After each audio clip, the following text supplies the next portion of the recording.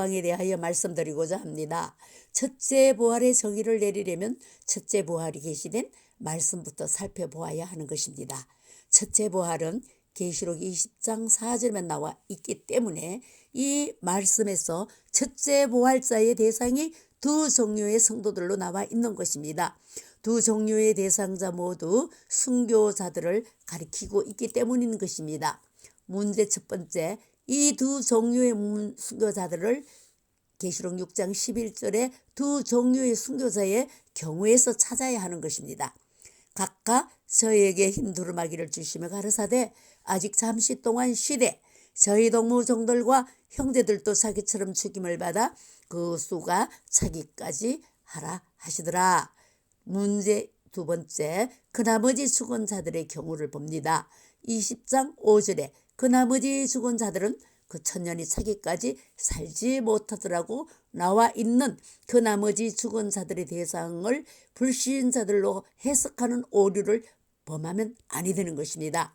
그 이전에 기록된 말씀에서 지적해 주신 대로 두 종류의 순교자들 외에 나머지 사람들을 가리키는 것으로 주 안에서 죽은 일반 성도들을 지칭하는 말인 것입니다. 계시록 20장 4절, 또 내가 보좌들을 보니 거기 앉은 자들이 있어 심판하는 권세를 받았더라. 또 내가 보니 예수의 전거와 하나님의 말씀을 인하여 먹배임을 받은 자의 영혼들과 또 짐승과 그의 우상에게 경배하지도 아니하고 이마와 손에 그의 표를 받지도 아니한 자들이 살아서 그리스도로 더불어 1000년 동안 왕노릇하니 심판하는 권세를 받은 것은 예수님의 제자들인 것입니다. 마태복음 19장 28절, 예수께서 가라사대 내가 진실로 너에게 이르노니 세상이 새롭게 되어 인자가 자기 영광의 보좌에 앉을 때에 나를 쫓는 너희도 12보좌에 앉아 이스라엘 12지파를 심판하리라. 목배임을 받은 자들의 영혼들에 대하여는 계시록 6장 9절로 10절, 다섯째 인을 떼실 때에 내가 보니 하나님의 말씀과 저의 가진 증거를 인하여 죽임을 당한 영혼들이 제단 아래 있어 큰 소리로 불러 가로되 거룩하고 참되신 대주제여 땅에 거하는 자들을 심판하여 우리 피를 신원하여 주지 아니하시기를 어느 때까지 하시려나이까 하니 각각 저에게 흰 두루마기를 주시며 가라사대 아직 잠시 동안 쉬되 저희 동무종들과 형제들도 자기처럼 죽임을 받아 그 수가 차기까지 하라 하시더라. 짐승과 그의 우상에게 경배하지 아니한 영혼들은 계시록 11장에서 예언하다가 죽어 3일 반 만에 살아난 순교자들, 계시록 11장 11절로 12절, 3일 반 후에 하나님께로부터 생기가 저희 속에 들어가매 저희가 발로 일어서니 구경하는 자들이 크게 두려워하더라. 하늘로부터 큰 음성이 있어 이리로 올라오라 함을 저희가 듣고 구름을 타고 하늘로 올라가니 저희 원수들도 구경하더라. 계시록 20장 5절, 그 나머지 죽은 자들은 그 천년이 차기까지 살지 못하더라. 이는 첫째 부활이라.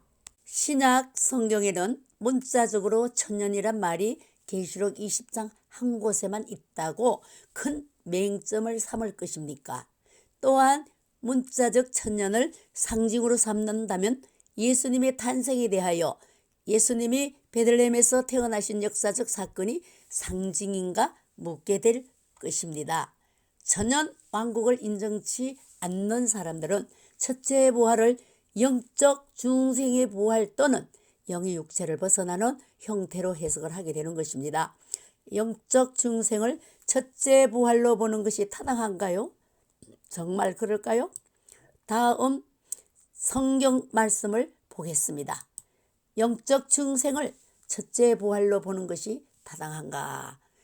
요한복음 3장 5절, 예수께서 대답하시되 진실로 네게 이르노니 사람이 물과 성령으로 나지 아니하면 하나님 나라에 들어갈 수 없느니라. 중생의 의미를 본다면 요한복음 3장 3절, 거듭나는 것이다. 또한 새롭게 되는 것이다. 중생의 필요성을 본다면 아담의 죄로 모든 사람은 허물과 죄로 죽었습니다. 로마서 3장 10절로 12절. 중생의 필요는 절대적인 것이죠. 성령의 주체는 성령 하나님이신 것입니다.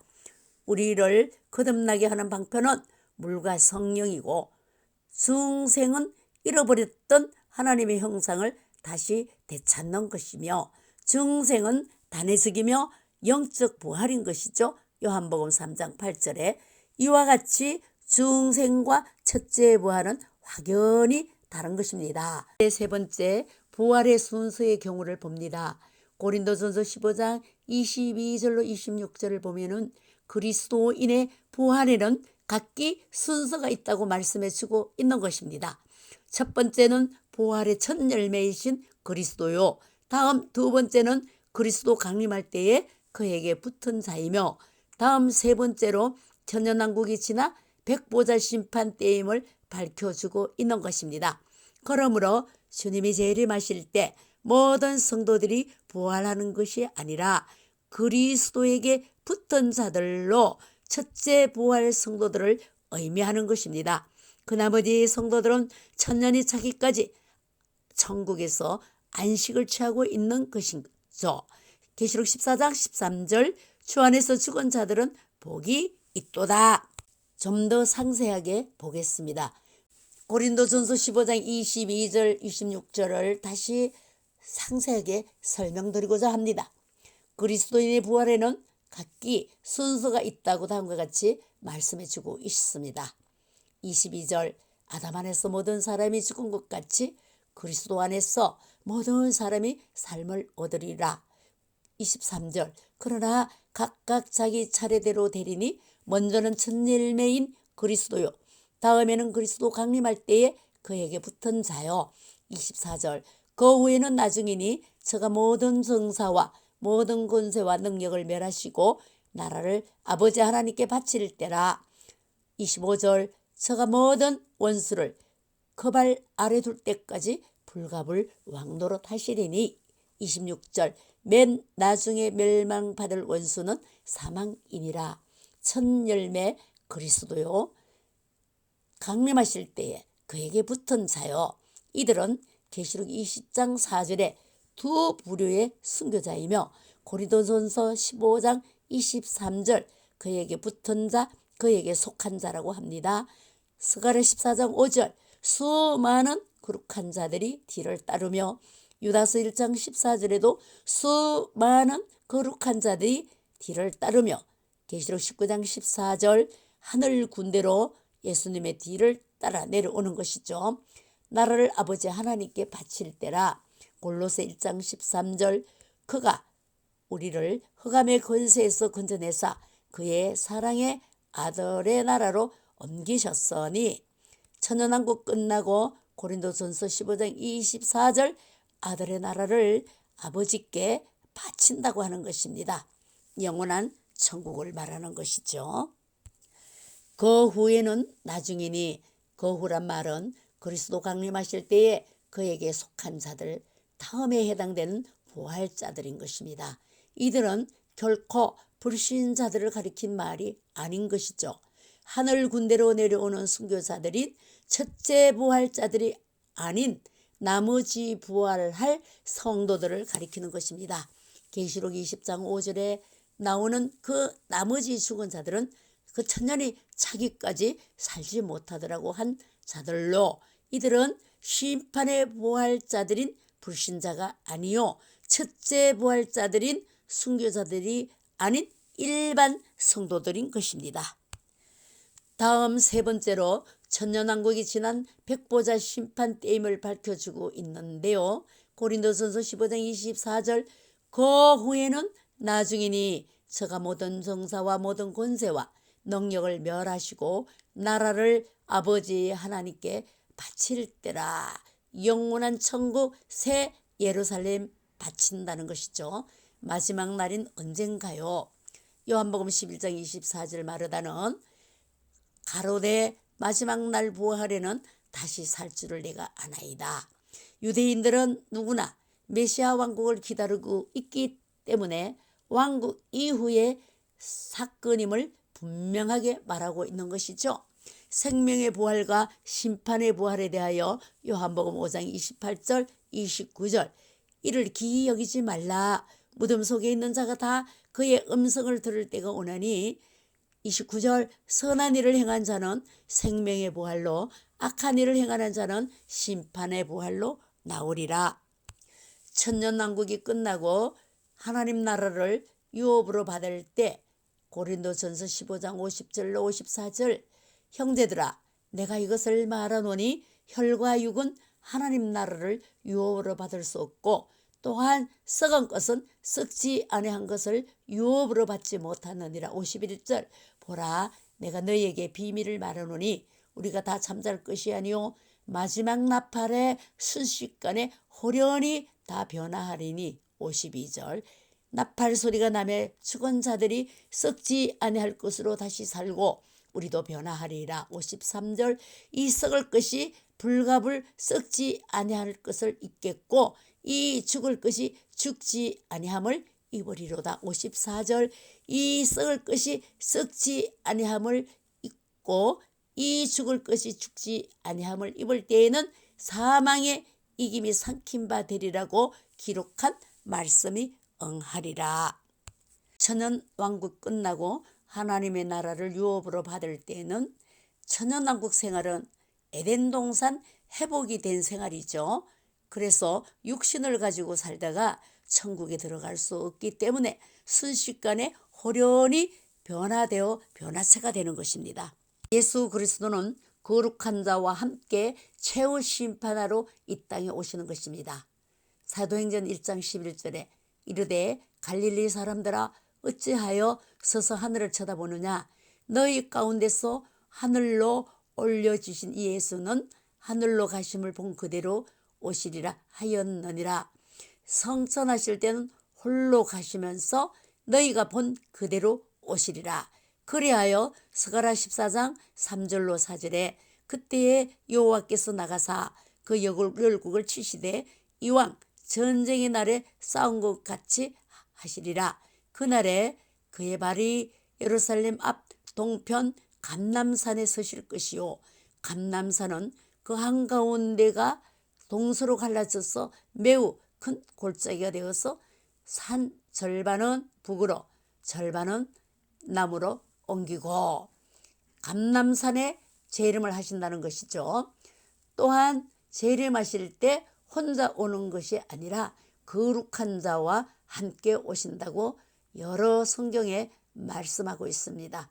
스가랴 14장 5절도 여호와께서 임하실 것이요 모든 거룩한 자와 주와 함께 하신다.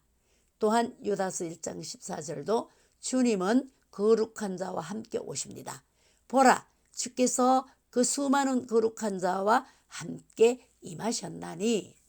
또한 고린도전서 15장 23절에도 그러나 각각 자기 차례대로 되리니 먼저는 첫열매인 그리스도요 다음에 그가 강림하실 때에 그에게 속한 자요. 요한계시록 19장 14절에는 하늘 군대가 따른다고 했습니다. 하늘에 있는 군대들이 희고 깨끗한 세마포를 입고 백마를 타고 그를 따르더라. 하늘 군대 천사가 아닌 것입니다. 서투라 두마 분명히 하늘 군대는 병력을 말하고 있는 것입니다. 그리스도 안에서 성도들의 부활을 정확히 구분하는 일과 첫째 부활에 대한 올바른 정의를 내리는 일은 종말론 연구에 너무나도 중요한 문제가 되는 것입니다. 성경이 오직 이곳에만 첫째 부활에 대해 말씀해 주고 있기 때문입니다. 첫 번째, 이곳에서 첫째 부활자는 순교의 조건을 채운 두 종류의 순교자들임을 말씀해 주고 있기 때문입니다.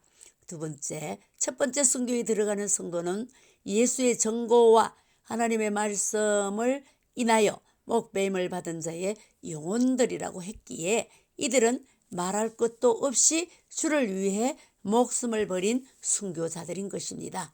세 번째, 두 번째 순교에 들어가는 성도는 또 짐승과 그의 우상에게 경배하지 아니하고 이마의 손에 그의 표를 받지도 아니한 자들이 살았으라고 말씀해주고 있는 것입니다. 이들 역시 순교자들임이 분명한 것이죠. 그 이유는 두 가지 사실이 있습니다. 하나는 살았으라는 말에 순교의 의미가 들어있고, 이 단어는 살아났으라는 의미로 죽어서 살아났다는 것을 의미하기 때문이며, 다른 또 하나는 5절에서 찾을 수 있는데 이 첫째 부활이란 표현에 나타나고 있는 것입니다. 살았으란 낱말의 뜻을 본다면은 살아났으란 말 엣제산으로 죽은 자가 살아나는 것을 표하는 표현인 것입니다. 일본어 성경에는 이끼까 엣대로 다시 살아났으란 뜻이죠. 나를 믿는 자는 죽어도 살겠고, 요한복음 11장 25절 그리스도께서 죽으셨다가 다시 살으셨으니, 로마서 14장 9절 말씀. 왜냐하면 요한계시록은 굉장히 일관성이 있으며 문맥을 따라 설명을 해야 되는 것입니다. 그리스도 강림하실 때에 그에게 속해 내려오는 자들에 대하여 성경은 분명히 이와 같이 언급해 주고 있기 때문인 것입니다. 계시록 19장 14절 하늘에 있는 군대들이 희고 깨끗한 세마포 옷을 입고 백마를 타고 그를 따르더라. 많은 사람들은 이 하늘 군대가 천사라고 말하지만 이들이 천사들이 아님을 밝혀주고 있죠. 계시록 17장 14절 그들이 어린 양으로 더불어 싸우려니와 어린 양은 만주해 주시오. 만왕의 왕이심으로 그들을 이기실 터요. 또 그와 함께 있는 자들 곧 부르심을 받고 택하심을 받은 진실한 자들을 또 이기리로다. 그리스도와 아마겟돈에 함께 내려오는 자들에 대하여 부르심을 입고 빼내심을 얻고 진실한 자들이라고 지칭하고 있는 것입니다.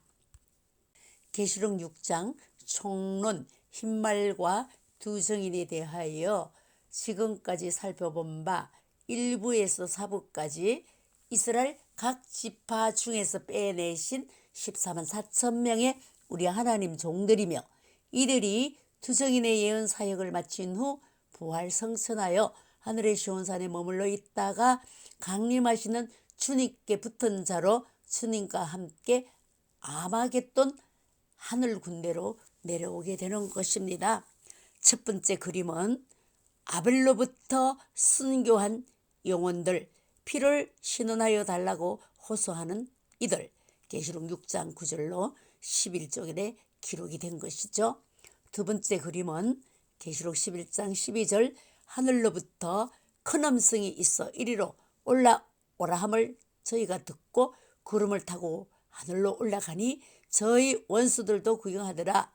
14장 1절 또 내가 보니 보라 어린 양이 시온산에 섰고 그와 함께 14만 4천이 섰는데 그 이마에 어린 양의 이름과 그 아버지 이름 쓴 것이 있도다. 이 두 부류의 선교자들이 계시록 19장 14절 하늘에 있는 군대들이 되어서 희고 깨끗한 세마포를 입고 백마를 타고 예수님을 따라 내려오는 것입니다. 이 두 종류의 선교자들에 대하여 이는 첫째 부활이라. 이 첫째 부활에 참여하는 자들은 복이 있다고 말씀해 주고 있는 것이죠. 말할 것도 없이 부활이란 말은 죽은 자가 죽지 아니하는 몸으로 살아나는 일을 말하는 것인데요. 그러므로 이 두 종류의 성도에 대해 모두 이는 첫째 부활이라고 말씀해 주고 있는 것은 이들이 부활한 성도들이란 사실을 의미해 주고 있는 것입니다. 신약의 예를 보더라도 사도 베드로는 우리가 모든 것을 버리고 주를 쫓아 싸우니 무엇을 얻으리까? 마태복음 19장 28절 예수께서 가라사대 내가 진실로 너희에게 이르노니 세상이 새롭게 되어 인자가 자기 영광의 보좌에 앉을 때에 나를 쫓는 너희도 12 보좌에 앉아 이스라엘 12지파를 심판하리라. 세상이 새롭게 되어 예수님과 함께 보좌에 앉아 12지파를 심판하는 것은 천연왕국에서 이루어질 일인 것입니다. 첫째 부활의 영광은 아무나 누릴 수 있는 것이 아닙니다.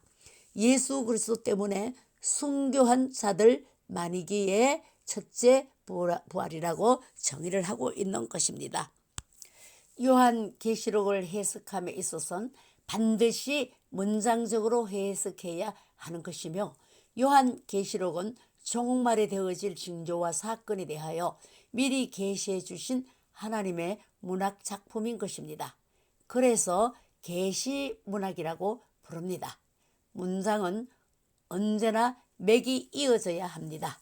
맥이 통하지 않는 문장은 횡설수설일 뿐 전체적으로 일관성이 따라야 하는 것입니다. 그리고 그 해석이 합리적이어야 하는 것이죠. 하나님께서는 성경을 그의 선지자들이나 사도들을 통하여 이 같은 관점에서 기록하게 하셨던 것입니다. 특히 문장적으로 이해되어야 바른 해석이 나오게 되는 것입니다. 다음은 요한계시록 6장 총론 중 붉은 말에 대하여 말씀드리겠습니다.